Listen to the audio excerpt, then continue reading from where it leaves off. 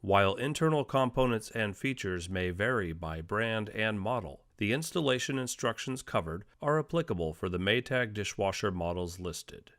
Model number may be found on the appliance's outer carton as well as on the interior left side of the tub. Warning: electrical shock hazard. Disconnect power before servicing. Replace all parts and panels before operating. Failure to do so can result in death or electrical shock. Excessive weight hazard. Use 2 or more people to move and install dishwasher. Failure to do so can result in back or other injury. My name is Phil Alley. I'm the Product Service Manager for Whirlpool for the dish category, and today we're going to cover the new installation of a new model line we've got out that's going to launch in February of 2020.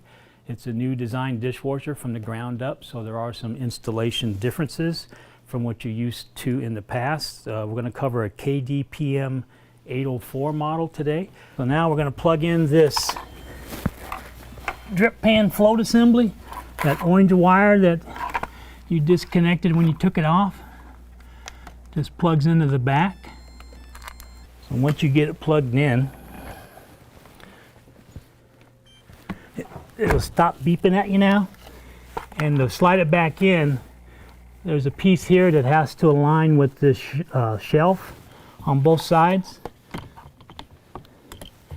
So on top of the shelf, and then it just slides right in, snaps in. And you don't want to put the toe panel on now because we're going to test it for leaks. If everything's okay, looks good to the customer aesthetically, you can go ahead and put the insulation packet back in. This one goes in like this. It just tucks up in there. And then you've got this adjustable one that goes up and down to cover your gap in the floor. This insulation just tucks up underneath the door. You line the holes up there. And then a nice new feature about the toe panel we didn't have in the past are these 2 cutouts here and the clips. You just clip it on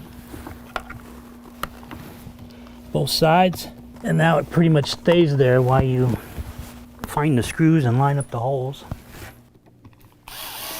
So I just start the screws first, and I take a screwdriver and push this down to the floor so you cover that gap up. Then you can finish tightening the screws.